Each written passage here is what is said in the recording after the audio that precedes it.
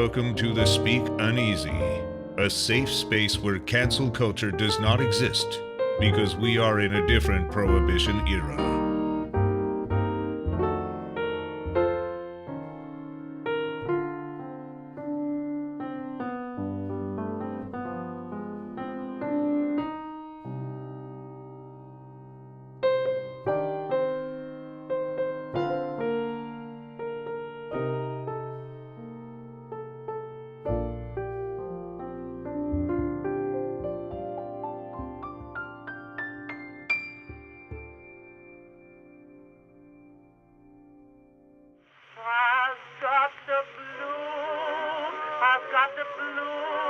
I've got the alcoholic blues. No more beer, my heart don't care. Goodbye, whiskey, you used to make me frisky. So long, highball, so long, gin. Oh, tell me when you're coming back again. Blues, I've got the blues since the amputated my blues. Lordy, Lordy, war is swell. You know, I don't have to tell. Oh, I've got the alcoholic blues, some blues.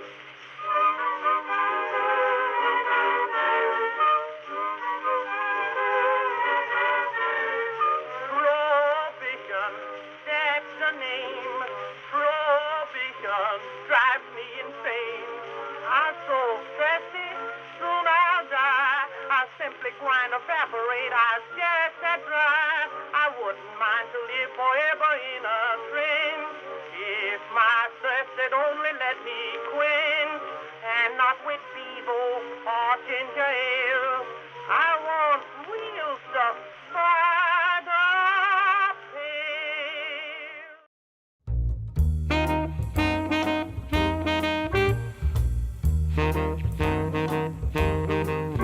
You're very exceptionary.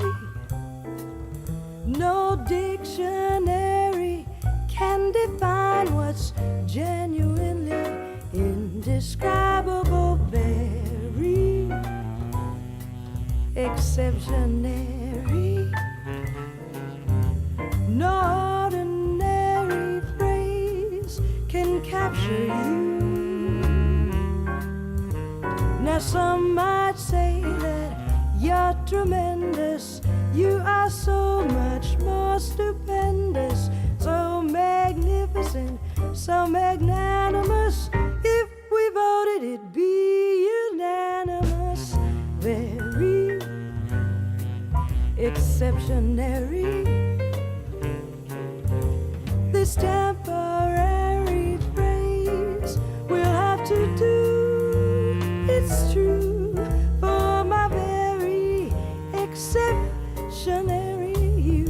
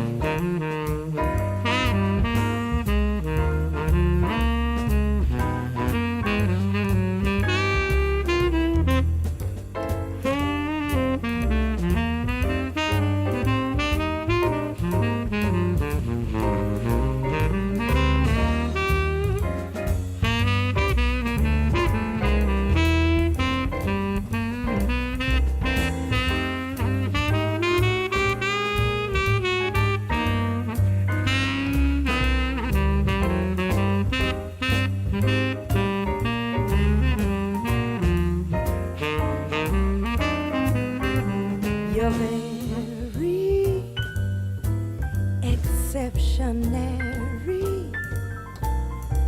No dictionary can define what's genuinely indescribable.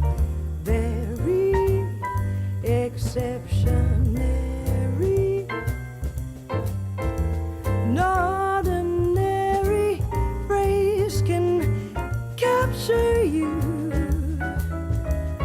some might say that you're tremendous. You are so much more stupendous, so magnificent, so magnanimous. If we voted, it'd be unanimous.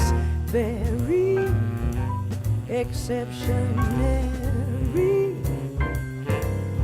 This temporary phrase will have to do, it's true, for my very exceptionary, for my very exceptionary you.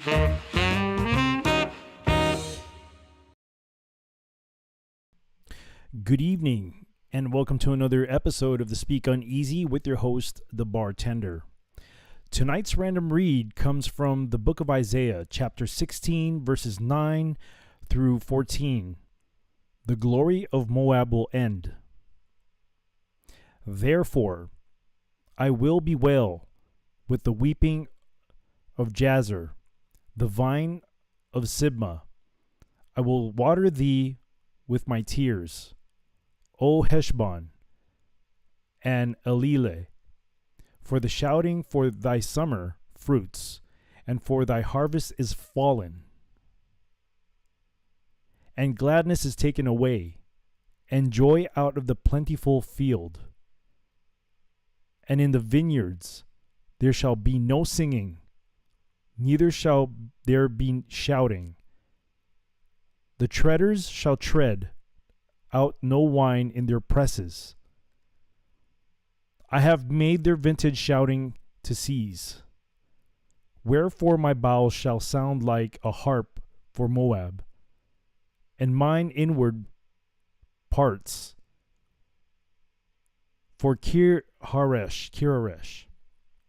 And it shall come to pass, when it is seen that Moab is weary on the high place, that he shall come to his sanctuary to pray,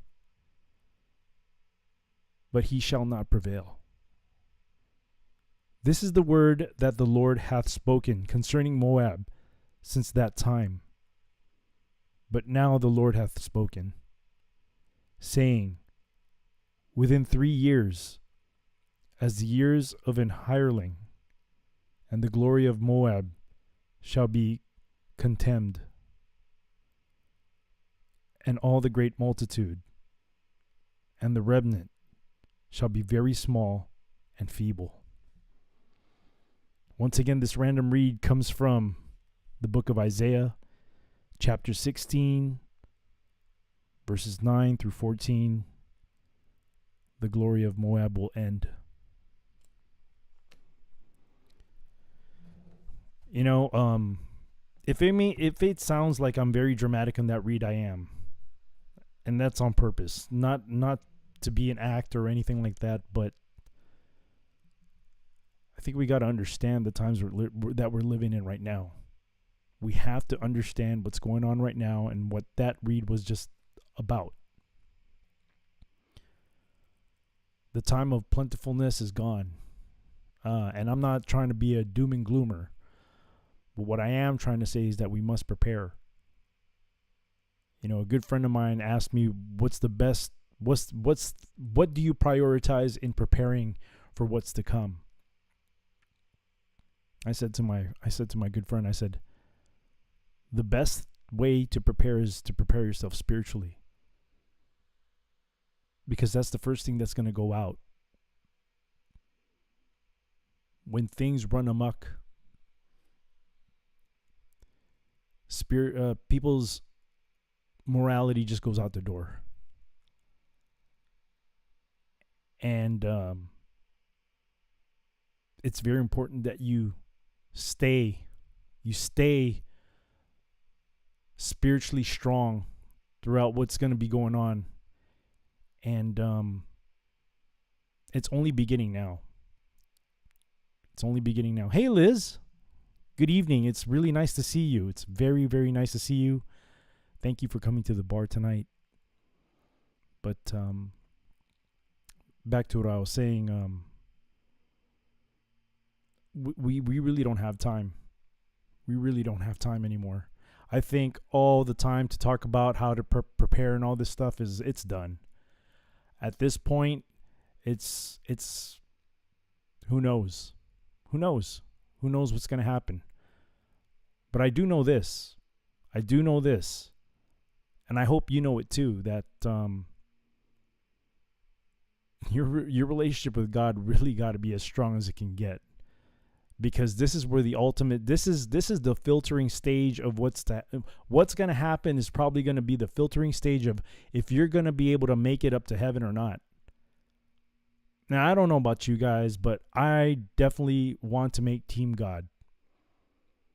It's a struggle to make Team God. It's a very difficult thing to do, but you know, I care so much about my salvation, man. I just really do.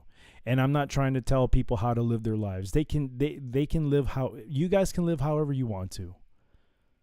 But the purpose of these Monday shows is to convince you guys that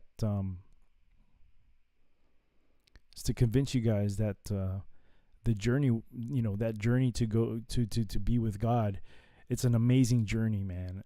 In a way where not even my testimonies can even tell you guys. You have to experience it yourself. You do. And it's not too late. It's not too late.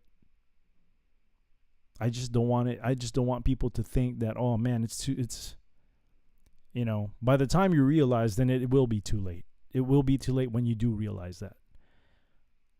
So, you know, I'm just here as a person to say, hey, let's go. Come on, let's go. Well, I'll walk with you. I'll walk with you in this journey because I know that this is not an easy one. But at least you have me with you, and you know, if you've been here long enough, you know that I'll be here to pick you up when you need picking up. Because that's all I'm all about, the picking up of other people. As I would expect people to pick me up too when I fall too, because I'm not perfect. I don't claim to be perfect, but I strive to be.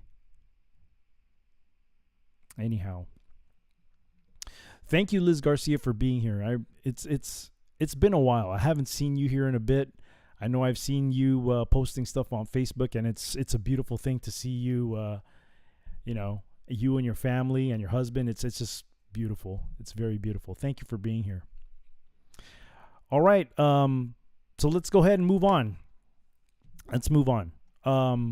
Tonight, we're going to continue on with the book of Matthew from chapter 8.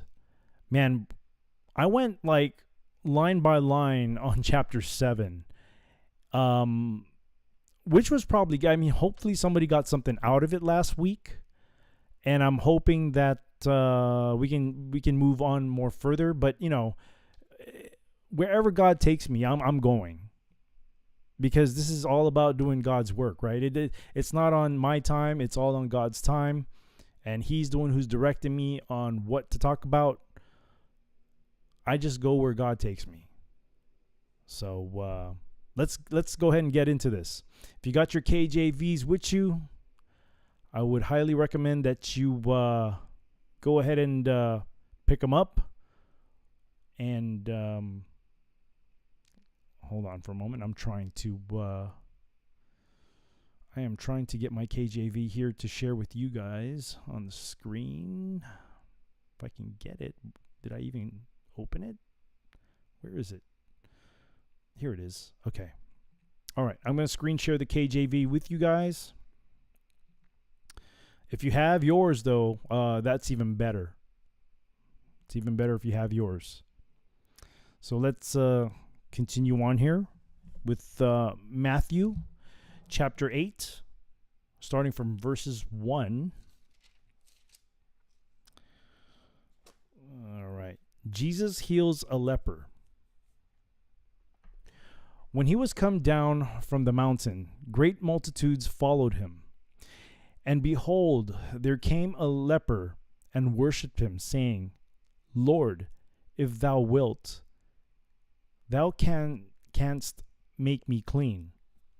And Jesus put forth his hand and touched him, saying, I will, be thou clean. and immediately his leprosy was cleansed. And Jesus saith unto him, See thou tell no man, but go thy way, shew thyself to the priest, and offer the gift that Moses commanded, for a testimony unto them. And when Jesus was entered into Capernaum, there came unto him a centurion beseeching him, and saying, Lord, my servant layeth at home sick of the palsy, grievously tormented. And Jesus said unto him, I will come and heal him. The centurion answered and said, Lord, I am not worthy that thou should come under my roof, but speak the word only, and my servant shall be healed. For I am a man under authority, having soldiers under me. And I say to this man, Go, and he goeth. And to another, Come, and he cometh. And to my servant, Do this, and he doeth it. Okay, I'm going to pause there. So, when I used to be in law enforcement, when I was a deputy, I kind of had the same feeling too when I started my journey with God. I felt that I was not worthy. I said to myself, I'm going to hell, because there's no way that God's going to accept somebody like me into heaven with all the things that I've done, and also with, the particular job that I had. There were certain things that, I had to do. And, it was just one of those things that I wasn't even thinking how great God's love is. I was not thinking about it. And I didn't feel worthy of God's love at all. I didn't. And, so this part right here where the soldiers, the centurion, I didn't have people working under me, but nonetheless, I guess you can say I was like a modern day centurion soldier or something like that, right? So I felt the same way. I absolutely felt the same way. And yeah, time passes and I learn more, and was blown away, that God will love you no matter what. And of course, you have to repent for the things that you do. But I was just blown away. And hence, I'm here now, and I'm trying to grab as much people as I can to come with me. It's up to you, but that's where I'm at right now. That's where I'm at right now. I'm doing the work, man. I'm doing the work. So let me read on. Two Rivers. Hey, what's going on? Good evening. Such as, I'm not sure about your question. I don't know what you're asking me about. I'm reading with my brother's Bible. God bless you. God bless you, and God bless his soul. We'll go verse 10.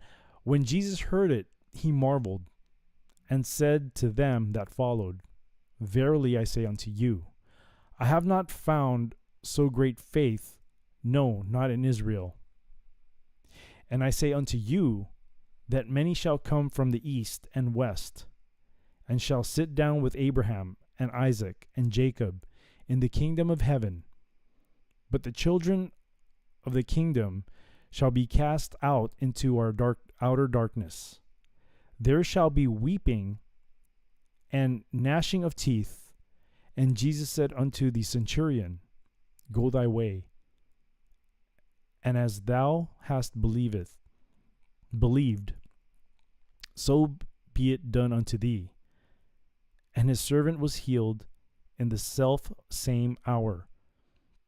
And when Jesus was come into Peter's house, he saw his wife's mother laid, and sick of a fever.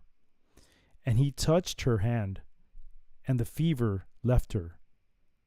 And she arose and ministered unto them. Man, this is when Jesus was doing his healing work. And he was healing a lot of people. He was healing a lot of people. A lot of people. When the even was come, they brought unto him many that were possessed with devils. And he cast out the spirits with his word.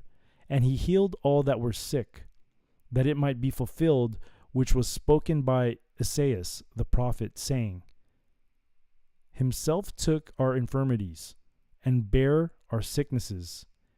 Now when Jesus saw great multitudes about him, he gave commandment to depart unto the other side. And a certain scribe came, and said unto him, Master, I will follow thee whithersoever thou goest. And Jesus said unto him, The foxes have holes, and the birds of the air have nests, but the Son of Man hath nowhere to lay his head.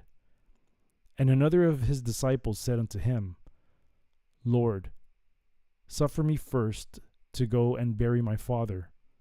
But Jesus said unto him, Follow me, and let the dead bury their dead. And when he was entered into a ship, his disciples followed him. And behold, there arose a great tempest in the sea, insomuch that the ship was covered with the waves. But he was asleep. And his disciples came to him and woke him, saying, Lord, save us, we perish. And he saith unto them, Why are ye fearful, O ye of little faith? Then he arose and rebuked the winds and the sea, and there was a great calm. But the men marveled, saying, What manner of man is this, that even the winds and the sea obey him? He's Jesus, dude. I mean, come on, man. He's the Son of God. I mean, I guess they didn't really understand that until later on, right? But he's the Son of God. I mean, of course he's going to be calm about everything.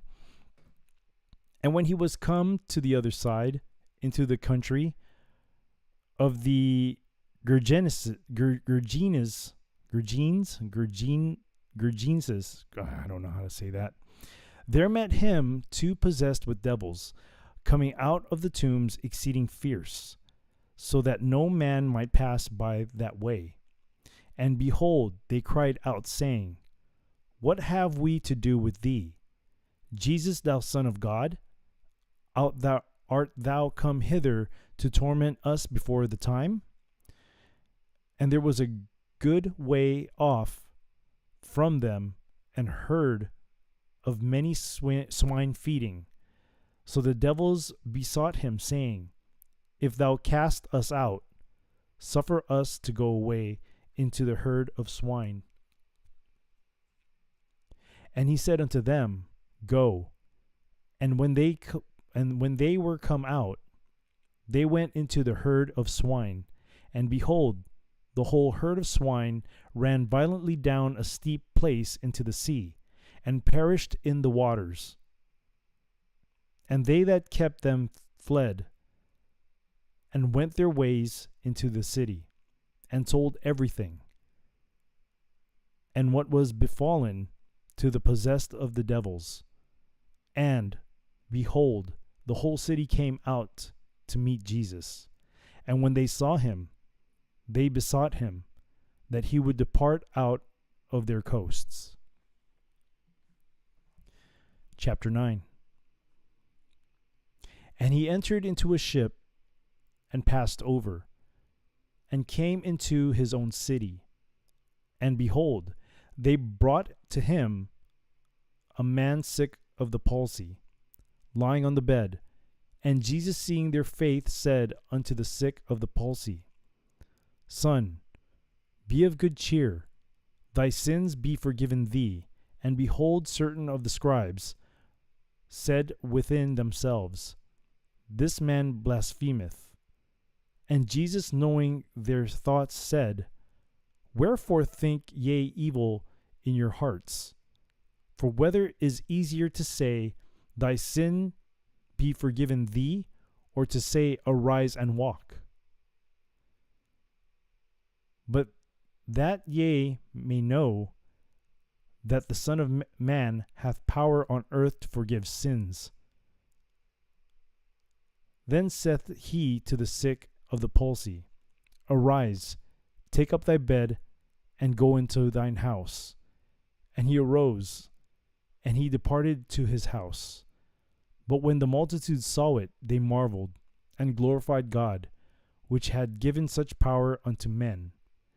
And as Jesus passed forth from thence, he saw a man named Matthew sitting at the receipt of custom. And he said unto him, follow me. And he arose and followed him. And it came to pass, as Jesus sat at meat in the house, behold, many publicans and sinners came and sat down with him and his disciples. And when the Pharisees saw it, they said unto his disciples, why eateth your master with publicans and sinners?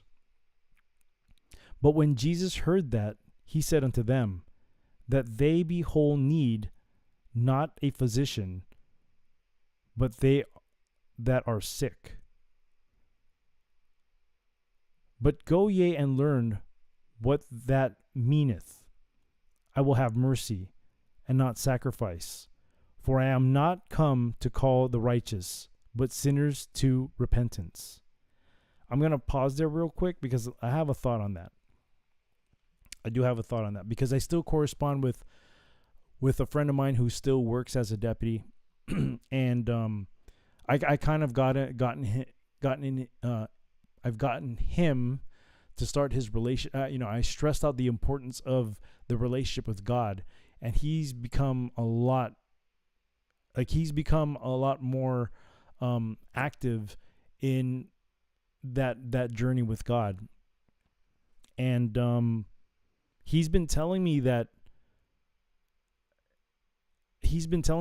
I mean, we would talk, and I tell him, like, you got to spread the word, man. Now that we're in this journey, we have the responsibility to share the word with everybody who wants to hear. And what he's told me was that I told him start off with the crooks. Start off with the people who get arrested. Start off with them, because they're the ones who are in desperate need, and they seem to be the first people to be accepting of the word of God, because they're at their low point and they're looking for something. They're looking for something, right? And we were corresponding via messaging each other, and he says to me that he has been talking to inmates, because we used to work. I used to work in jail, and he still does. He says to me that he has been talking to inmates here and there, and he told me that the crooks are a lot more responsive in accepting the word of God compared to fellow deputies that he works with. And it doesn't surprise me. It does not surprise me at all. I do think that when people are at their lowest in whatever struggle they're going through in their life, they go to God for what they need to fix them, or I don't know. I don't know how you would word it, but they reach out to God, and they're more open to hear what the word is, right? And he says that he's been telling me that they've been responding really good to what he's got to say. And and what makes it even better is that not to glorify like law enforcement in a certain type of way, but he's making a good impression on the arrestees, on the inmates. But I don't want them to. What my opinion is, I don't want the inmates to look at it as a way where he's trying to mend a gap between deputies and inmates. What I want the inmates to look at is that God is using my friend to tell them that, yo, like, you need to get your stuff together. And the only way that you're going to find salvation is through, through me. Not when I say through me, I'm not referring to myself or my friend. I'm referring to God, of course. But through Jesus, of course, his son. So, when he starts to, I guess when he starts to talk to, because I've had conversations with my fellow deputies before, and, although they may be going through some personal stuff, and some of them are going through some personal stuff in their life, they're still, I don't know what it is. I really don't know what it is, but they it's like they can't seem to be humble about,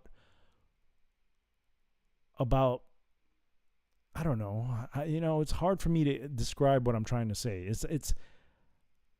It's taken me going through some stuff from work for me to be humbled about my relationship with Christ, and to listen to God more instead of just ignoring and just doing, if that makes any sense.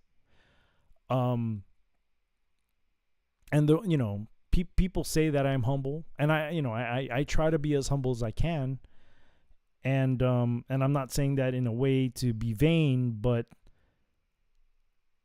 yo, God, like, God is the Almighty, dude. Like, I mean, how can you put yourself out there and be bigger how can you put yourself out there and think that you're bigger than what you really are?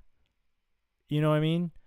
And I think a lot of cops have that problem to make themselves think that they're bigger than what they really are because of what they do for their work. And that's another problem that I see too, is that a lot of them wear that job as a part of who they are. And where's the humbleness in that, At the end of the day, we're all God's children, right? And we're like, no person is greater than another person. No person is greater than another person. We're all God's children. He loves us equally. Some of you might not think that way. I don't think that way sometimes too, because of the things that we're going through right now in this world. But hey, that will all show up on Judgment Day for certain people. But, as far as I go, man, I'm just trying to make Team God, dude. And, it took me a while to learn that I'm not bigger than what I think I am. And I'm not saying that in a way where my self-esteem is low or anything like that. I'm a confident person, but God keeps me grounded, if that makes any sense. God definitely keeps me grounded. And I think a lot of cops need that, where they need to be grounded, And I think the older cops are a little bit like that. They're able to communicate more with the crooks better than the younger people. But I think in general, I think cops, they just kind of present themselves bigger than what they really are, and I think that's a problem. I understand that we have to put on a persona sometimes. We have to show command and presence. I get that. I really get that. But there's a time and a place to do it. There's a time and a place to do it. It's just like when you're a parent, there's a time and a place where you and your child can joke around. And it's not every time, right? Because for most part, you're supposed to be the parent. They're supposed to be your child. But there's a time and a place to be a certain persona. And I don't think I don't think it's it's a good thing to even identify, put that as a part of who you are doing that job. I mean, at least for me, I can say that I learned a lot of things about that job. Am I proud of it? Am I proud of what I did in my job? I don't know. I don't think I can say I don't think I can say I was or I am. Only because I've seen the political side of what the job is, and I've kind of I kind of got a bad taste from it, which is why I left. I should have done 5 more years, to be honest. I should have done 5 more years for the retirement part, but I wasn't going to let that job kill me, whether it was going to be in the line of duty or if I was to get sick because of the stress of the job. And not only that, but I was traveling back and forth for 2 years. And that was rough, man. That was really rough. Anyhow, I know I went off in a tangent here, but it still kind of relates to what this read is about here, because I think when people are at their lowest point in life, sharing the word of God, which is the responsibility that we do have, if you're walking this path with God, if you're walking this journey with God, it's your responsibility to pick somebody up who's in need of that. And I always end my show that way. I always tell everybody when my show ends is to pick somebody up. That's part of doing God's work, man. You may not think that it's a big deal sharing the word of God at that moment. You don't know what kind of effect that it could put on somebody. You really don't. And I've had deep discussions with inmates before, a few, very, very few. And I can remember like maybe 1 or 2 people that it got them hard in their heart. It hit something in there that made them realize that what they were doing in their life was just not the way to go. And I told him, like, don't look at me as a cop right now. Just look at me as a person who's trying to tell you something. And who knows, maybe it's God actually using me to tell you to change your life around. And I think we need more of that. We absolutely need more of that, especially now. Anyhow, let me continue, because I know this is kind of going long, and I do have a video that I want to share after this read. And I think the video that I will share is going to be very beneficial for everybody out there, because we need to be put in our place every once in a while. We honestly do. We honestly, all of us, we all need to be put in our place every once in a while. And I think the video that I'm going to share might do that to some people, may not do that to some people, but may do that to some people. And, I have to watch, like, the video that I want to share with you guys after I read this is, I have to watch it every once in a while to keep me grounded. I have to be reminded about the sacrifice that Jesus made for me, for all of us. I have to be constantly reminded about that. And that's something that will put you in your place. When you have to be reminded about going through pain and going through stuff in your life, that will put you back in your place where you need to be sometimes. And don't look at it as a negative thing, because there's always a hidden lesson to every struggle that we have. There's always some kind of hidden lesson, or maybe not hidden. But we definitely need to be put in our place every once in a while. We do. Anyhow, let me continue on. Then came to him the disciples of John, saying, "Why do we and the Pharisees fast oft, but the disciples fast not?" And Jesus said unto them, Can the children of the bride chamber mourn, as long as the bridegroom is with them? But the days will come when the bridegroom shall be taken from them, and then shall they fast. You guys listen? Are you guys getting that part? I'm getting that part, but are you guys getting that part? No man putteth a piece of new cloth unto an old garment. For that which is put in to fill it up taketh from the garment, and the rent is made worse. Neither do men put new wine into old bottles, else the bottles break, and the wine runneth out, and the bottles perish. But they put new wine into new bottles, and both are preserved.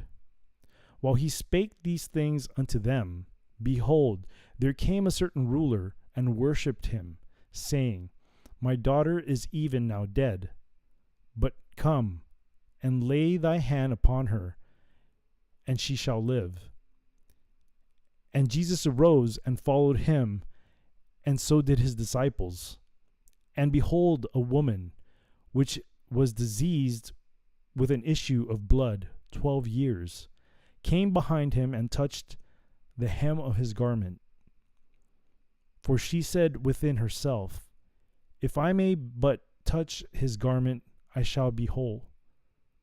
But Jesus turned him about, and when he saw her, he said, Daughter, be of good comfort.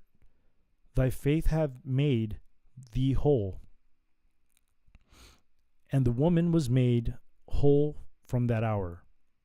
And when Jesus came into the ruler's house and saw the minstrels and the people making a noise, he said unto them, Give place, for the maid is not dead, but sleepeth. And they laughed him to scorn. But when the people were put forth, he went in and took her by the hand. And the maid arose, and the fame hereof went abroad into all that land. I wonder how they felt after they saw that, huh? And when Jesus departed thence, 2 blind men followed him, crying and saying, Thou Son of David, have mercy on us. And when he was come into the house, the blind men came to him. And Jesus said unto them, Believe ye that I am able to do this? They said unto him, Yea, Lord. Then touched he their eyes, saying, According to your faith be it unto you. And their eyes were opened, and Jesus straightly charged them, saying, See that no man know it. But they, when they were departed, spread abroad his fame in all that country. As they went out, behold, they brought to him a dumb man possessed with the devil. And when the devil was cast out, the dumb spake, and the multitudes marveled, saying, It was never so seen in Israel. But the Pharisees said, He casteth out devils through the prince of the devils. And Jesus went about all the cities and villages, teaching in their synagogues and preaching the gospel of the kingdom, and healing every sickness and every disease among the people. But when he saw the multitudes, he was moved with compassion on them, because they fainted and were scattered abroad as sheep having no shepherd. They were lost. They were lost. Then saith he unto his disciples, The harvest truly is plenteous, but the laborers are few. You see that? The harvest truly is plenteous, but the laborers are few. That's why I said, man, this path is a very narrow path, man. Everybody wants to get in, but nobody wants to do the work. Pray ye therefore the Lord of the harvest that he will send forth laborers into his harvest. I think we're going to stop there for tonight, at least for the Bible. I really want to thank you guys for following me here, man. Let me take you guys back to the bar here real quick. Let me go back to the bar. Let me see if I can talk with people here on the...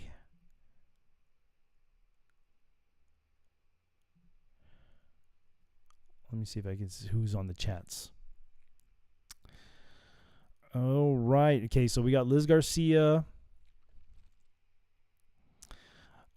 She says, "Thank you for the can, Liz. Thank you so much. Glad to be here. I'm glad you're here. I'm very happy that you're here. Not much people here, but hey, doesn't matter. You know, I'm glad that I see the same names all the time. I'm very happy that I see the same names, because that's what matters to me. I'm building this relationship with people out there, man. This is more than just you know, some kind of show. Like, the goal here is to build a relationship, and hopefully, you know, one day we can meet. If not, then we definitely got to meet in heaven. So it's building this relationship now that matters to me, and trying to get you guys up there with me. You know, I don't know for sure if I'm going to be up there, but I'm working on it. We all got to put work into going up there. So thank you so much for the can. I really appreciate that. Tam Growl. Man, I really hope I can make it to see you guys over there for the meetup. There's no promises, only because of because I DJ now, and everything is always either Friday, Saturday, Sunday, even midweek. So I hope I can make it. I hope I can. It would be nice to see you and the Mister again. Let's see. Let me read the chat here. Liz has been saying she's been busy. Liz says, I've seen videos of cops that are godly. So beautiful to see them in action. Absolutely. I mean, I'm not saying that all cops are kind of like that, but the majority are. You know, it's because it's a job that has a bunch of alpha people. And look, I'm blessed enough to at least say to myself that I know when to be alpha and when not to.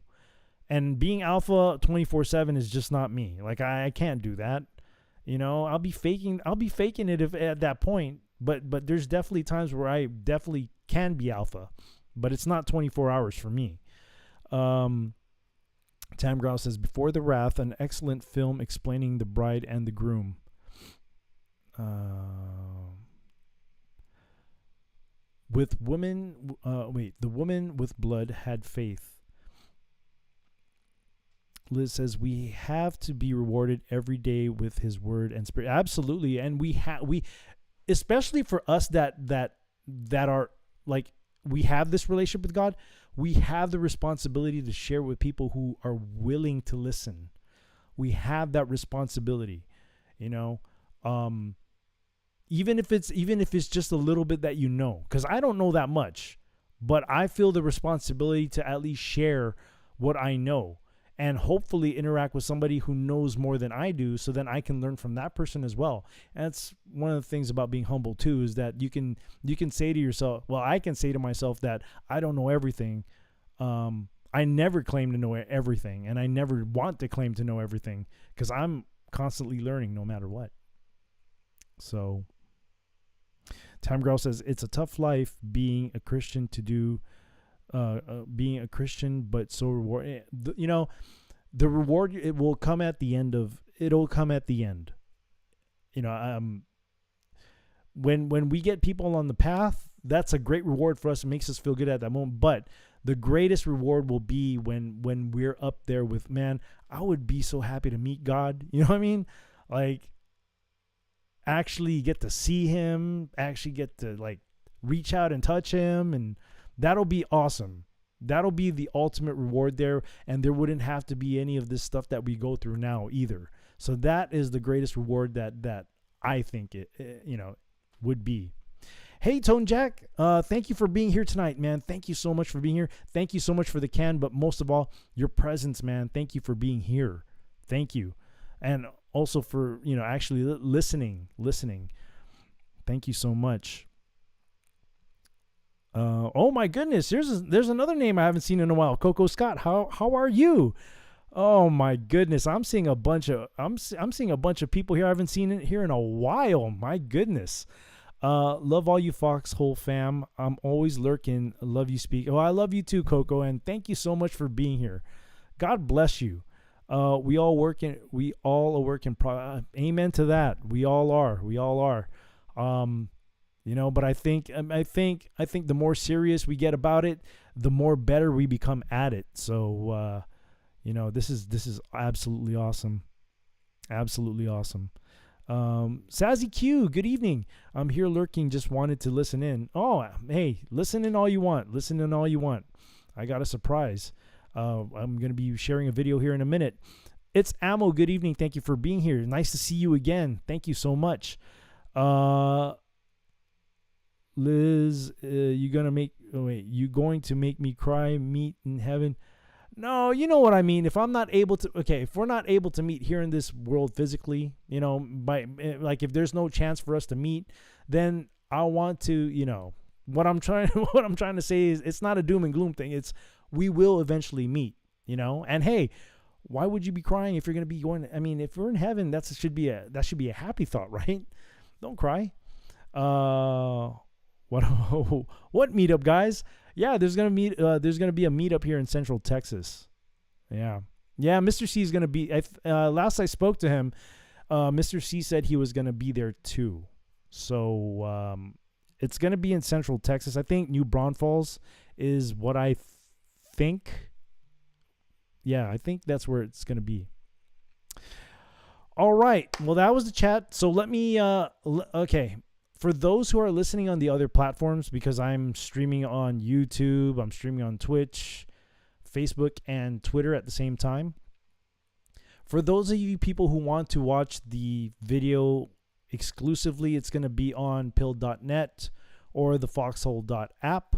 So I would highly recommend that you come over to the foxhole.app or pill.net and join us for this, because if you put your salvation in if you prioritize your salvation, and how you can fix yourself, I would highly recommend that you come over to listen to the sermon that I'm going to play. It'll be very beneficial. I promise. It will be very beneficial if you come over. I wish I could play it on the other platforms, but apparently the world that we live in now, you do something like that, it gets you canceled on all these other platforms. So I would invite whoever's on. Let me see. I have nobody on YouTube, so I can kill that now. Good night on YouTube. Good night to you.